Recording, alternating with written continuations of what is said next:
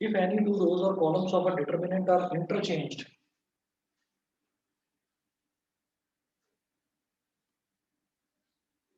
if any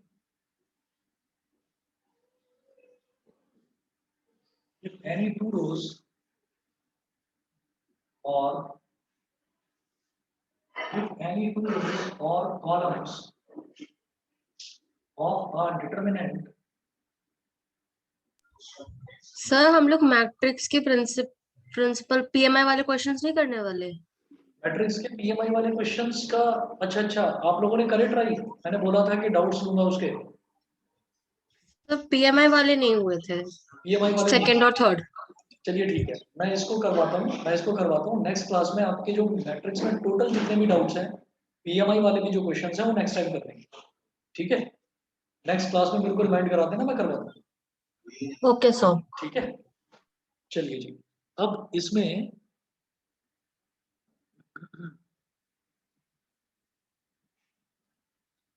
देखिएगा, if any two rows or columns of a determinant are interchanged, thus then sign of determinant changes. If any two rows or columns of a determinant are interchanged,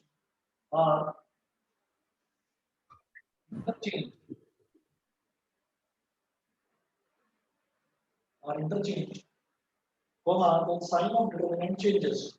Then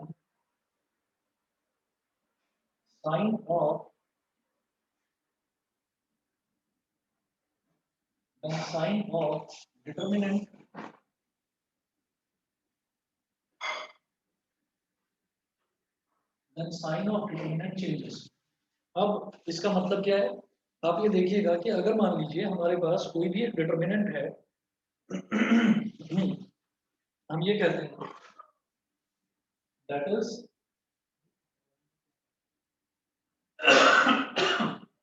if delta, determinant को delta से represent करते हैं, that is if delta is equal to determinant of a1 a2 a3 a1 a2 a3 b1 b1 b2 b3 and c1 c2 c3।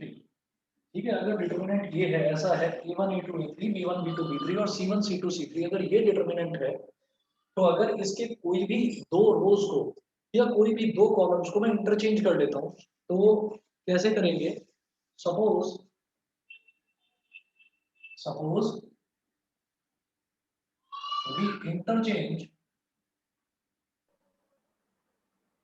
we interchange r1 with r2। अगर किसी एक रो को किसी दूसरी रो के साथ में अगर हम इंटरचेंज करते हैं, तो उसको ऐसे लिखेंगे r1 और r2, और r1 और r2 के बीच में डबल साइडेड एरो लगा देंगे कि r1 की जगह मैं r2 लिख रहा हूँ और r2 की जगह r1 लिख रहा हूँ। ठीक है, देन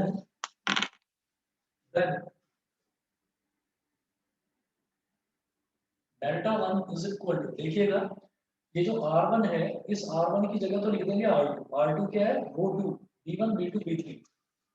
तो पहली रो की जगह पर लिख देंगे दूसरी रो b1 b2 b3, और दूसरी रो की जगह लिख देंगे पहली रो, यानी कि a1 a2 और a3, और तीसरी रो की जगह तीसरी रो ही रहने देंगे, उसमें कोई इंटरचेंज हमने नहीं करा।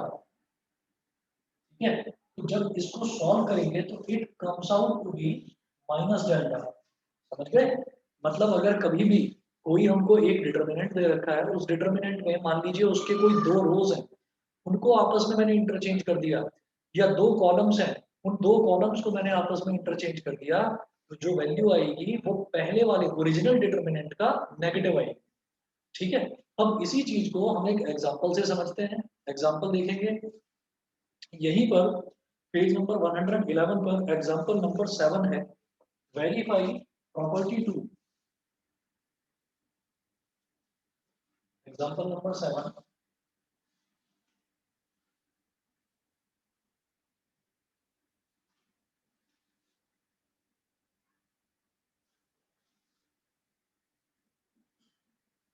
Example 7 page 111,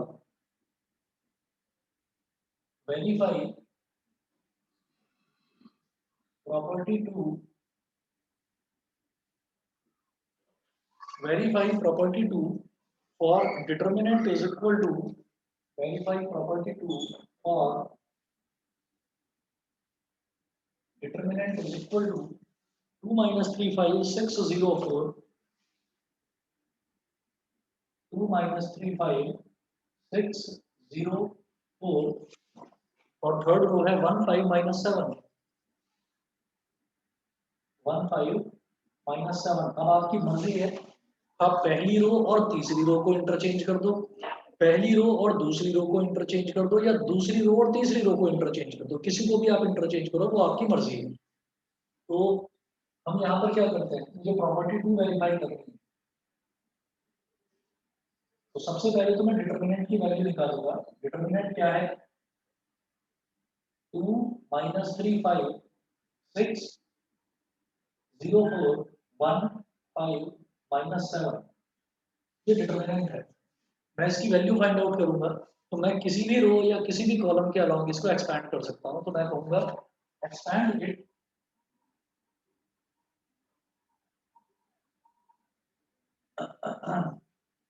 along R2।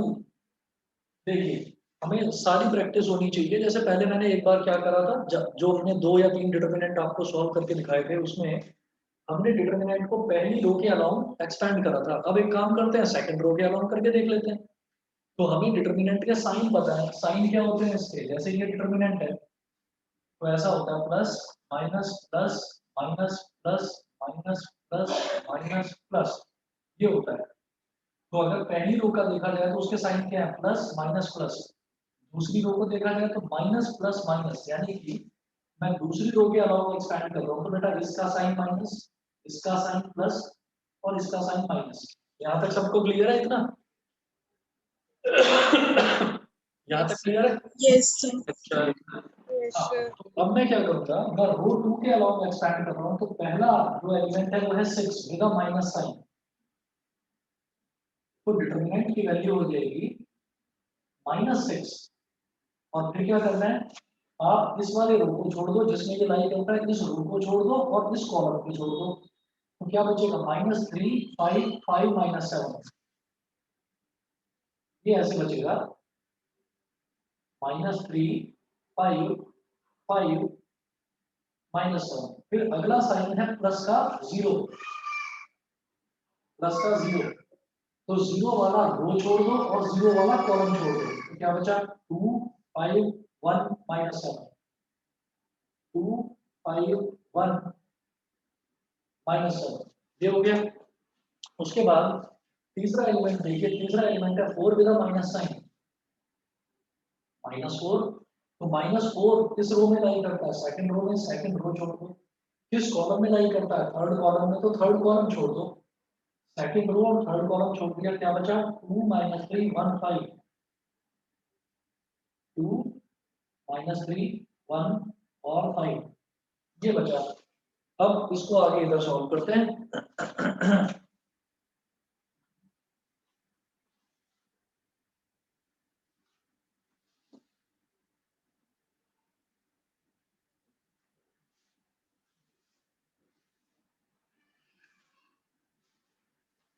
अब देखिएगा सॉल्व करने पर क्या मिलेगा, यहाँ सबसे पहला एलिमेंट है -6, -6 मल्टीप्लाइड बाई क्या करते हैं, -3 इंटू -7, तो इन दोनों को मल्टीप्लाई करेंगे तो क्या आ जाएगा 21, -5 इंटू 5, ये क्या हो जाएगा 25, तो 21 -25। अगला एलिमेंट प्लस का 0 है। अभी 0 में कुछ भी मल्टीप्लाई करो तो 0 आएगा, इसलिए मैं इस डिटर्मिनेंट को सॉल्व ही नहीं कर रहा हूँ, छोड़ रहा हूँ इसे। अगला तीसरा एलिमेंट है -4, -4 और ब्रैकेट में देखिए 2 इंटू 5, 2 इंटू 5 कितना हो जाएगा 10, -1 इंटू -3 कितना हो जाएगा -3, तो -3। डिटर्मिनेंट की वैल्यू क्या आ गई, -6 मल्टीप्लाइड बाई 21 -25 हो जाएगा -4, इधर है -4 और 10 -3 मतलब 10 + 3, 10 + 3 हो जाएगा 13। -6 इंटू -4 हो गया प्लस का 24, -4 इंटू 13 हो गया माइनस का 52। 52 माइनस 24 करेंगे कितना आ जाएगा बताएंगे? 28 माइनस का 28। ये सभी को क्लियर है बताइए? Yes, sir. ये सब समझ में आ गया? Yes, sir. हाँ जी, अब इसके बाद हमें क्या करना है, कोई भी दो रो चेंज करनी है या कोई भी दो कॉलम चेंज करने हैं, ठीक है? तो देखो मैंने ये आपको बताया था कि यहाँ पर मैंने रो 1 को और रो 2 को इंटरचेंज कर दिया था, आपकी मर्जी है, जरा कॉलम भी तो करके देखें। तो मैं ये कहता हूँ कि इसका पहला कॉलम और तीसरा कॉलम इन दोनों को इंटरचेंज कर देते हैं। मैं यहाँ लिखता हूँ लेट अस सपोज या लेट अस इंटरचेंज कॉलम 1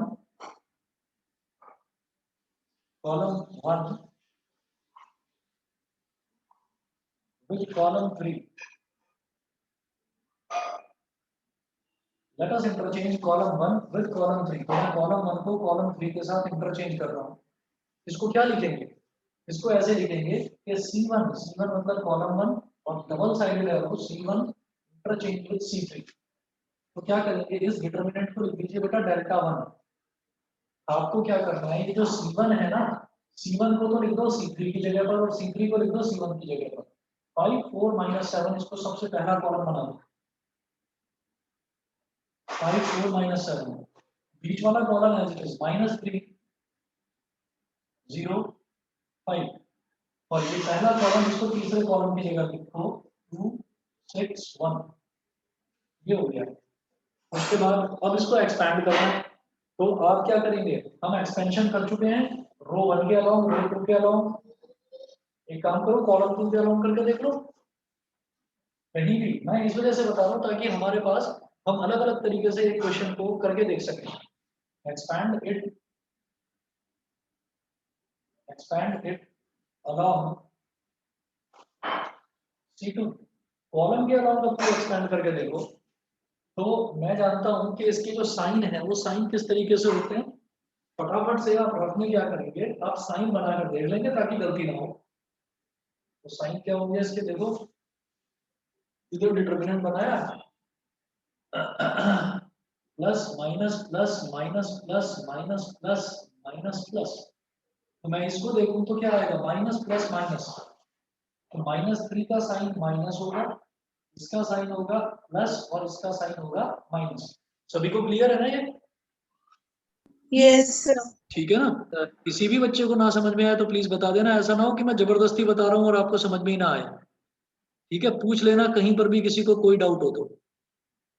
चलिए जी अगला देखता हूं मैं, इसमें क्या करेंगे, मैं इसको कॉलम 2 के अलाउंग एक्सपेंड करना चाहता हूं। तो कॉलम 2 का पहला एलिमेंट है -3 विद अ माइनस साइन, तो ये हो जाएगा delta 1 is equal to minus of -3। फिर आप क्या करें, -3 जिस रो में है उस रो को छोड़ो, जिस कॉलम में है उस कॉलम को छोड़ो। मैंने ये छोड़ दिया और ये छोड़ दिया, क्या बचा 4 6 -7 1। यहाँ लिखो 4 6 -7 और 1। अगला एलिमेंट प्लस का है, प्लस का 0। अगला एलिमेंट है प्लस का 0, तो हम लिखेंगे प्लस का 0। अब 0 जिस रो में है उस रो को छोड़ा, जिस कॉलम में है उस कॉलम को छोड़ा, इसको छोड़ा, क्या बचा 5 2 -7 1। 5 2 -7 1 ये हो गया। फिर अगला जो एलिमेंट है इस कॉलम का वो है -5। अब -5 तीसरी रो में है तो तीसरी रो को छोड़ो और दूसरे कॉलम को छोड़ो, क्या बचा 5 2 4 6। ये हो गया 5 2 4 और 6। ठीक है, अब आपको सिंपली क्या करना है, एक्सपैंड करना है। तो जब एक्सपैंड करेंगे तो देखिएगा क्या होगा, माइनस ऑफ -3 क्या हो गया +3। तो delta 1 is equal two plus का 3, 4 इंटू 1 4 माइनस ऑफ -42, 4 -6 इंटू -7 क्या हो जाएगा -42 ब्रैकेट क्लोज। अगला एलिमेंट 0, 0 में कुछ भी मल्टीप्लाई करो वो 0 ही आता है, तो ये हो गया प्लस का 0। उसके बाद अगला element -5, minus 5, 5 into 6 30, minus 4 into 2 8,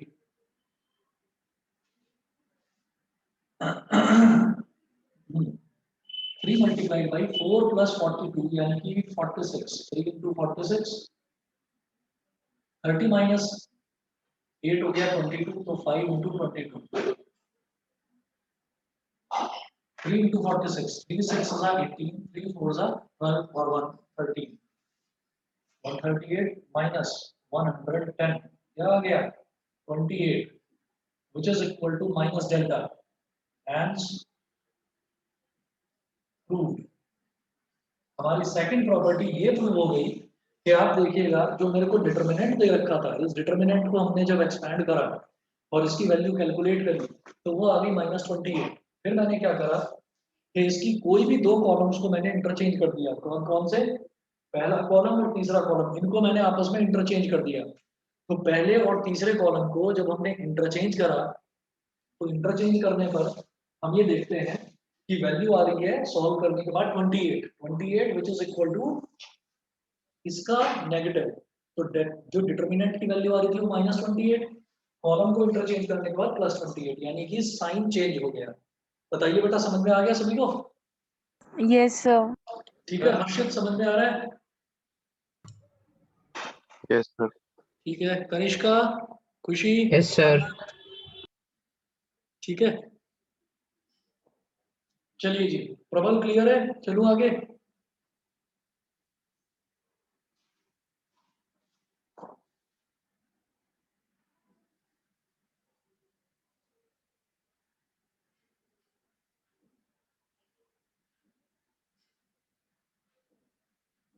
अच्छा, अब आगे चलते हैं। ये एग्जांपल नंबर 7 हुआ, प्रॉपर्टी 2। प्रॉपर्टी नंबर 3 देखेंगे।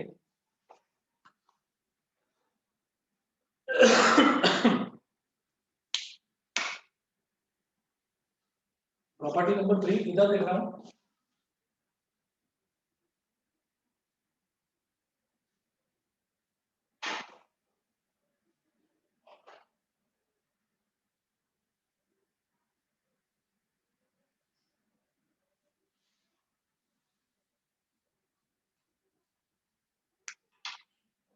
देखिए, property number 3,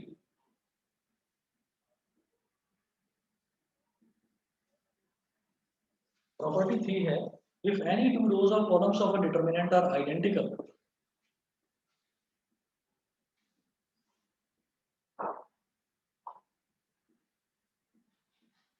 if any two rows or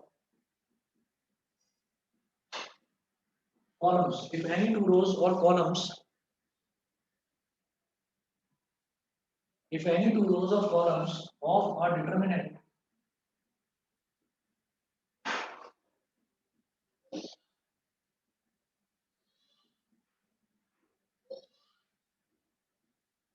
if any two rows or columns of a determinant are identical,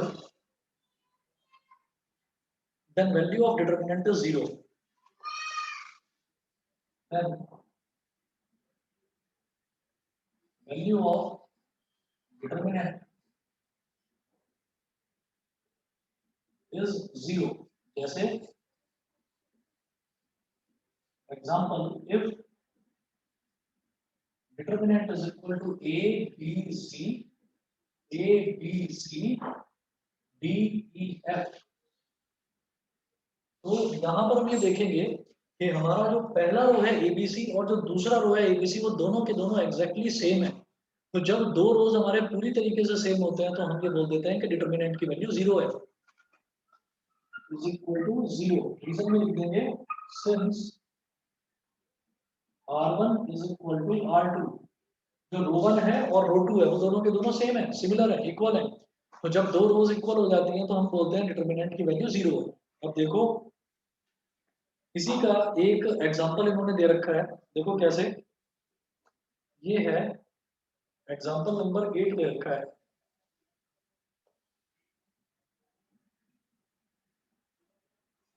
example number 8 है, इवैल्यूएट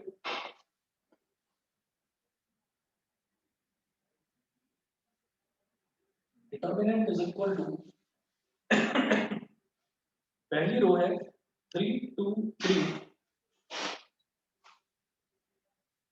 3 2 3, दूसरी रो है 2 2 3 2 2 3 और तीसरी रो है 3 2 3।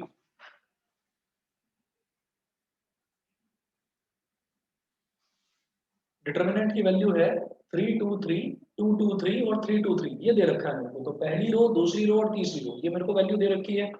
अब वो बोल रहे हैं कि आप इसकी वैल्यू निकालिए। देखिए, मैं सबसे आसान तरीका वही है कि मैं अपना पहली रो लेता हूँ और पहली रो के अलावा इसको एक्सपैंड कर देता हूँ। तो हम जानते हैं कि पहली रो में क्या होता है, इसका साइन प्लस, इसका साइन माइनस और इसका साइन प्लस। तो हम लिखेंगे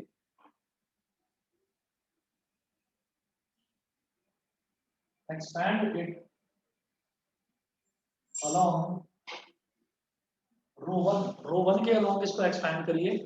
तो क्या हो जाएगा, पहला एलिमेंट है 3, वो भी प्लस का, प्लस का 3, determinant is equal two plus का 3 और 3 जिस रो में है उस रो को छोड़ो, जिस कॉलम में उस कॉलम को छोड़ो, क्या बचा 2 3 2 3 2 3 2 3। अगला एलिमेंट है विद माइनस साइन, -2, इसका कॉलम छोड़ो और रो छोड़ो तो क्या बचेगा 2 3 3 3 2 3 3 3। अगला एलिमेंट है प्लस का 3, प्लस का 3 ये आ गया। अब प्लस का 3 है तो इसका आप कॉलम छोड़िए और रो छोड़िए, ये हो गया 2 2 3 2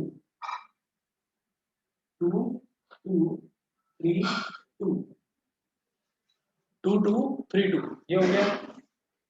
अब इसको इधर सॉल्व कर रहा हूं।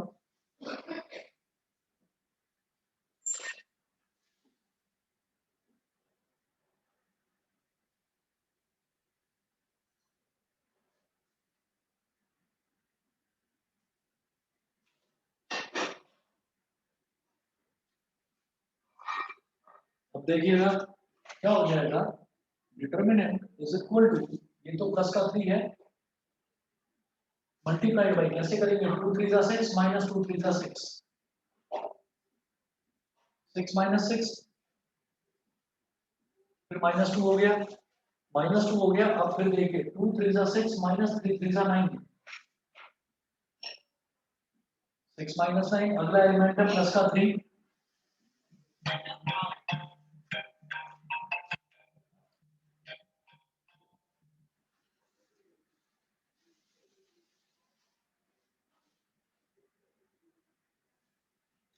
अगला एलिमेंट है प्लस का 3, तो प्लस के 3 के साथ 2 2 जा 4 माइनस 2 3 जा 6, तो 2 2 जा 4 माइनस 2 3 जा 6, 6 माइनस 6 हो गया 0, 3 इंटू 0 तो 0 हो जाएगा, -2 6 माइनस 9 क्या हो गया, -3 प्लस 3 4 माइनस 6 कितना हो गया, -2, -2 इंटू -3 प्लस का 6, 3 इंटू -2 माइनस का 6, ये कैंसिल आउट होकर हो गया 0।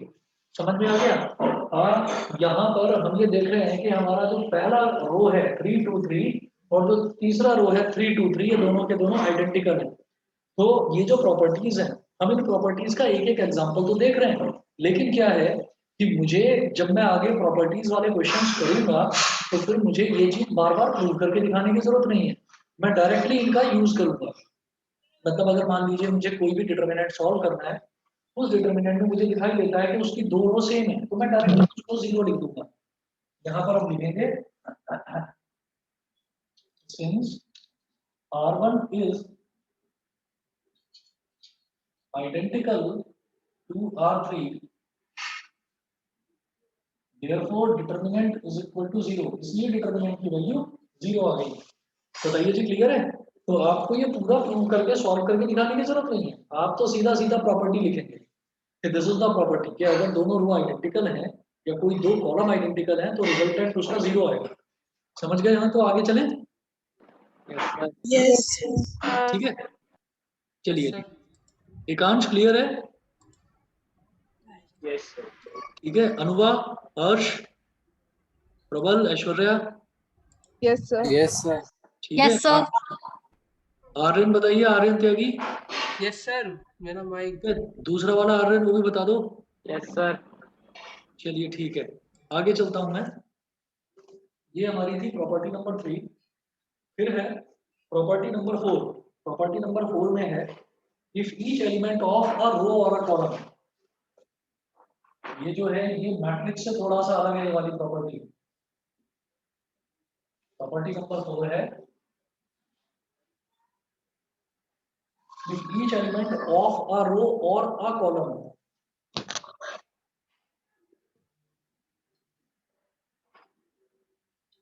if each element of a row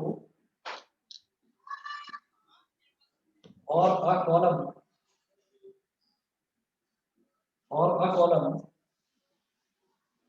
of a determinant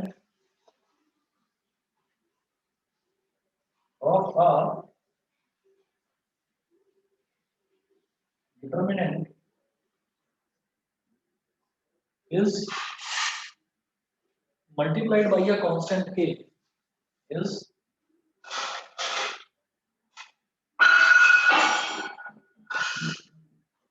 multiplied by a constant k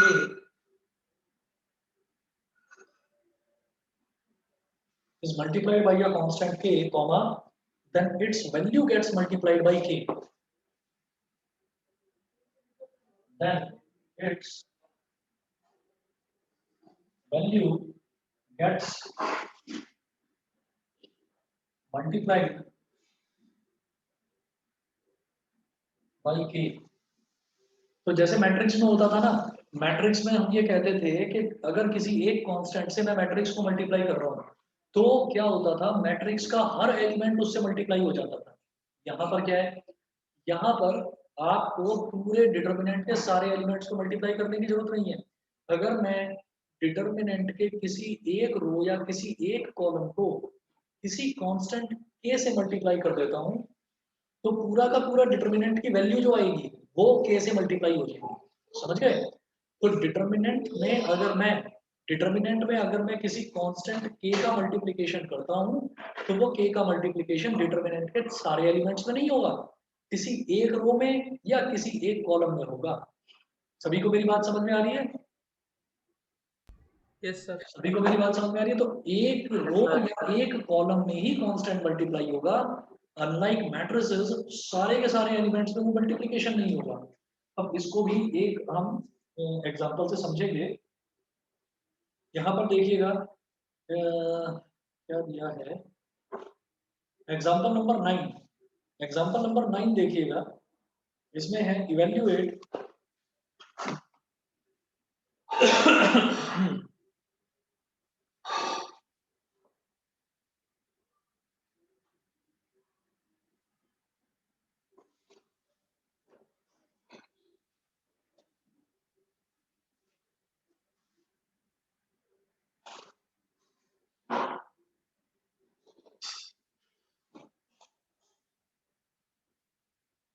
evaluate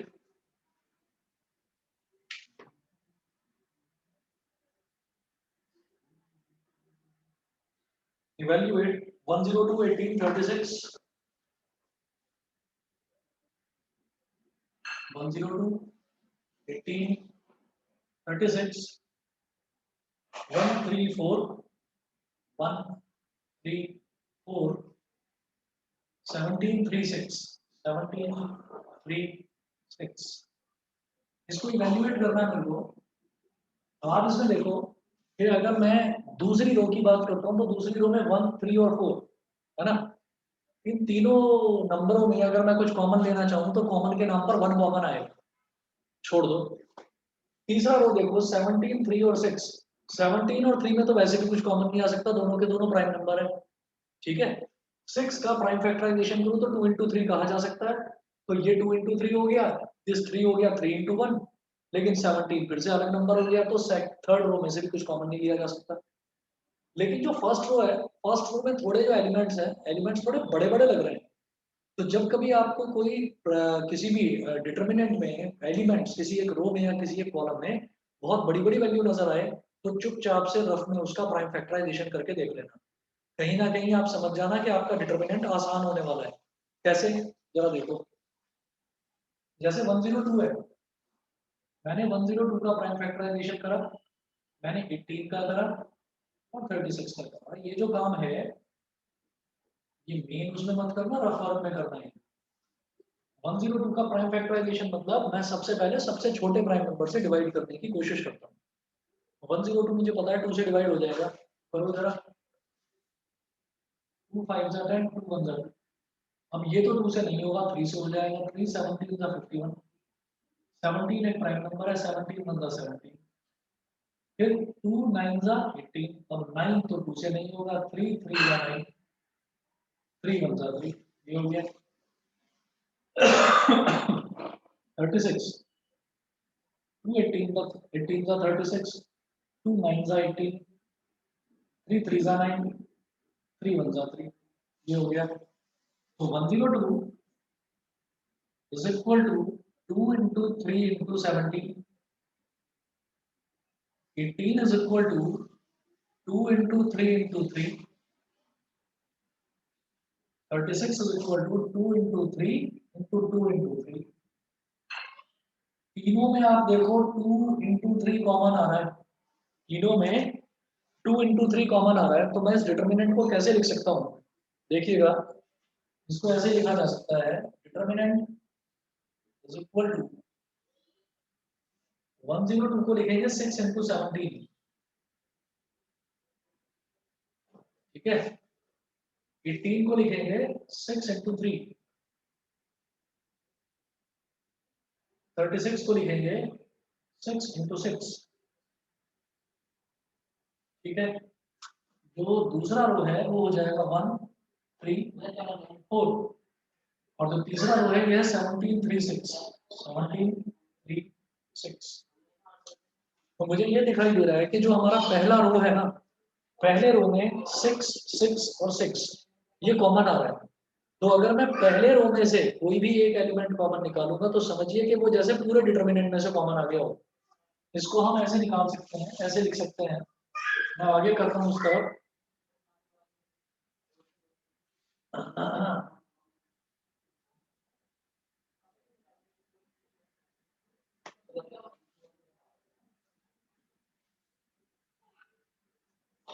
तो हम डायरेक्टली 18 भी तो कॉमन निकाल सकते थे।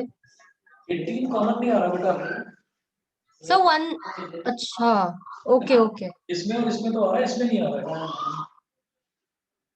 तो मैं क्या करूंगा, मैं यहाँ से 6 निकाल लूंगा कॉमन, ठीक है। तो डिटर्मिनेंट की एक खास प्रॉपर्टी होती है कि किसी एक रो में से भी अगर मैं कॉमन निकालूं तो उसको कॉमन निकाल के बाहर लिखा जा सकता है। पूरे के पूरे हर एक एलिमेंट में से कॉमन आने की जरूरत नहीं है उसको, तो किसी एक रो में से भी आए तो भी लिखा जा सकता है। तो पहली रो में 6 आ रहा है तो 6 को निकाल के बाहर लिख लो आप। 6 को बाहर निकाल लिया तो ये अंदर क्या बचेगा, 17 3 और 6, 17 3 और 6।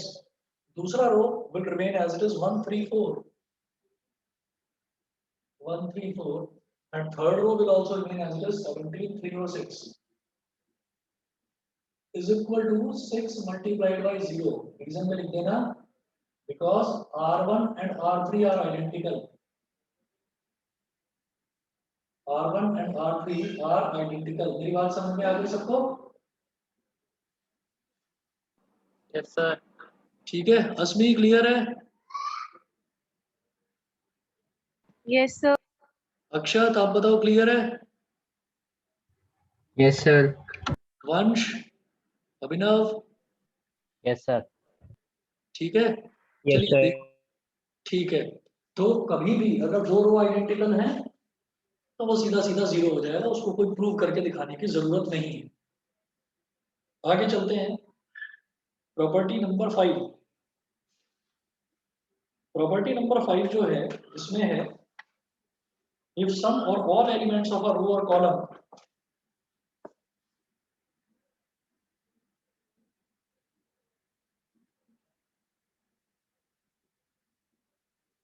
if some or all elements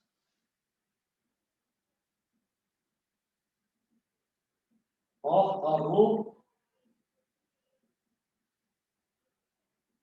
if some or all elements of a row or column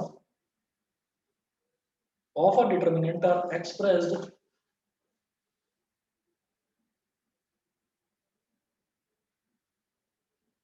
of a determinant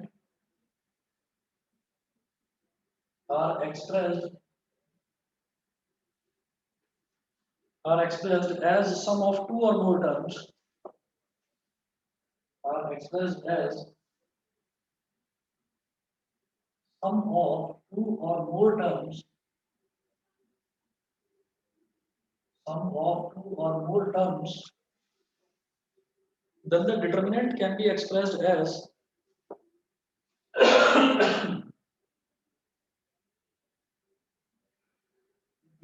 then the determinant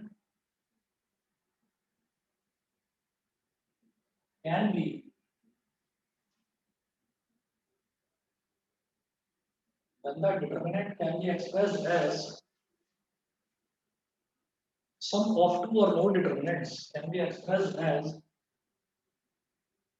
sum of two or more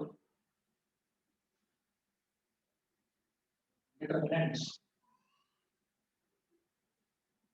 can be expressed as sum of two or more determinants. ठीक है, बड़ा आसान है ये वाली property. अभी देखिएगा आप, इसमें एग्जांपल के तौर पर हम ये बताएंगे कि अगर फॉर एग्जांपल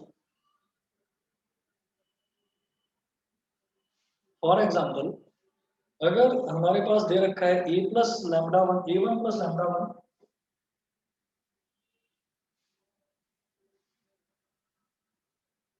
पहली रो है a1 प्लस लैम्डा वन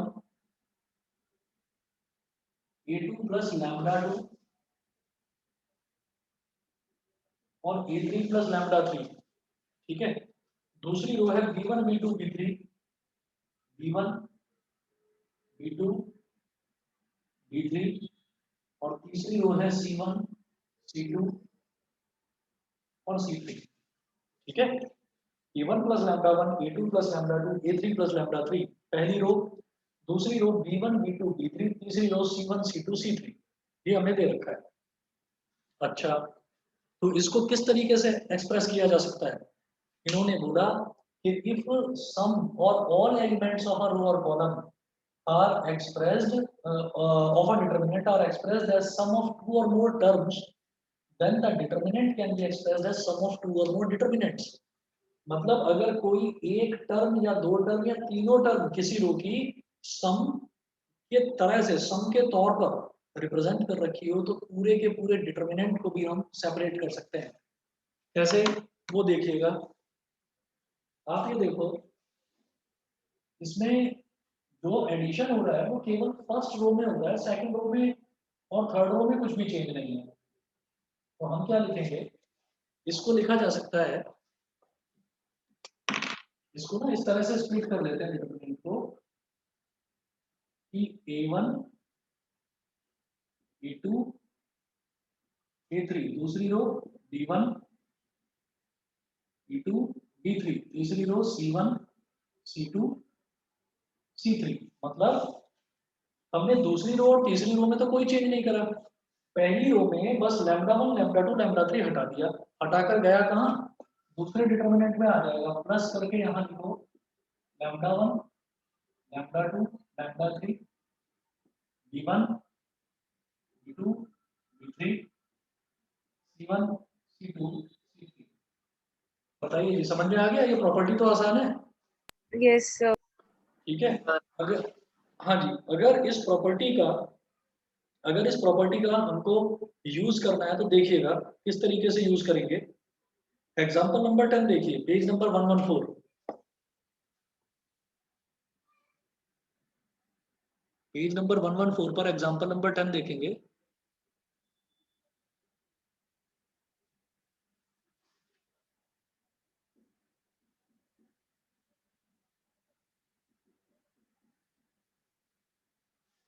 यहां पर है शो दैट एबीसी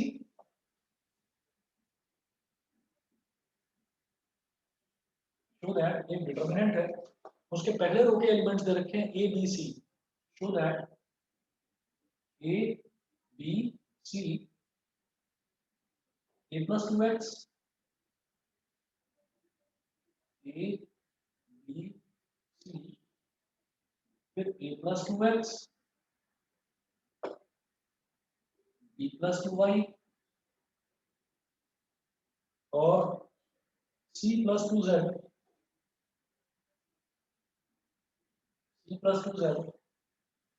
फिर तीसरी रो है x y z is equal to 0। मुझे ये शो करना है।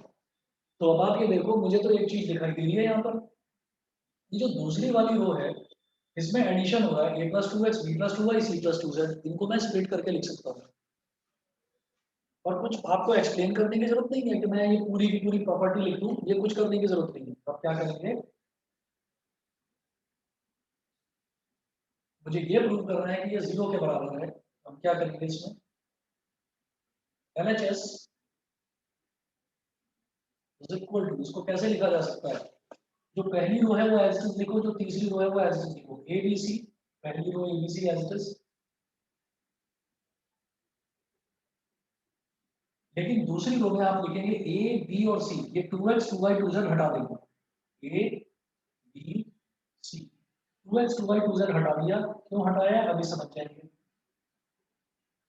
प्लस अब पहली रो एज इट इज ABC और दूसरी रो में A B और C, ये मैं पहले वाले डिटरमिनेंट में लिख चुका हूं, तो इस डिटरमिनेंट में क्या आएगा, 2x 2y और 2z, 2x 2y और 2z। समझ गए ना, ये वाली प्रॉपर्टी यूज कर रहा हूं कि अगर कोई भी रो या कोई भी कॉलम में उसको रिप्रेजेंट करा हुआ है as the sum of different different elements, तो मैं उनको sum of different different determinants के तौर पर लिख सकता हूँ। तो ये हो गया 2x y 2z, पहले डिटरमिनेंट में लिखा पहला वाला एलिमेंट a b c, और देखो पहली रो और तीसरी रो में कोई चेंज नहीं, एज इट इज। ऐसे यहाँ पर भी पहली रो abc, तीसरी रो xyz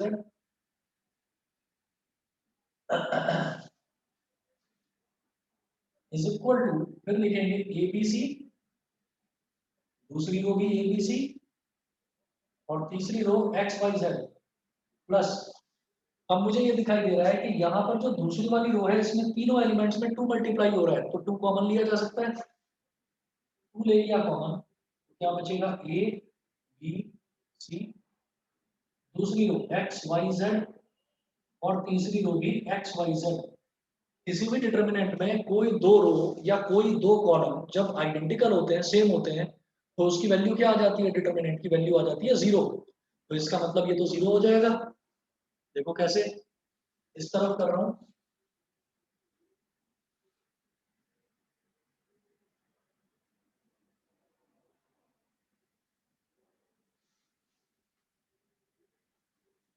अब देखेगा कि ABC और ABC सेम है, तो ये तो 0 हो गया, is equal to 0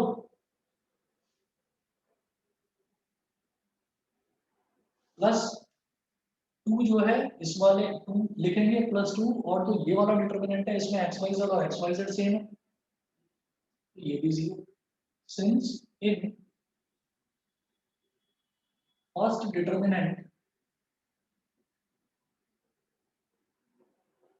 R1 and R2 are identical, R1 and R2 are identical, and in second determinant,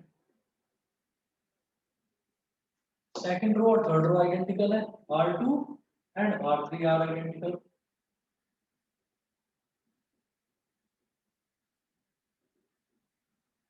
इसलिए ये 0 के बराबर हो गया, ये पूरा का पूरा is equal to 0 is equal to RHS prove हो गया।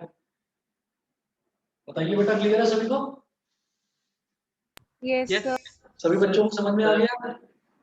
खुशी क्लियर है? खुशी, दृष्टि Yes, sir. क्लियर है? Yes, sir. चलिए जी, अगला देखते हैं। अगला जो है प्रॉपर्टी नंबर 6। प्रॉपर्टी नंबर 6 जो है ये मतलब ऐसा होता है कि अगर, तो क्या बताऊं, ये प्रॉपर्टी नंबर 6 आप चलो लिख लो, वैसे एग्जांपल से ज्यादा अच्छे तरीके से क्लियर रहेगी। प्रॉपर्टी 6 वैसे आप लिख लीजिए सर एक्चुअली मुझे ना हल्का सा ब्लर हो रही है शायद से still। अरे ब्लर हो रहा है, चलो अभी देखता हूँ। नहीं सर वो ऑटो फोकस है मतलब शायद से। अरे ऑटो फोकस तो है, देख तो लूँ क्या प्रॉब्लम है। चलिए प्रॉपर्टी नंबर 6 नोट करिए।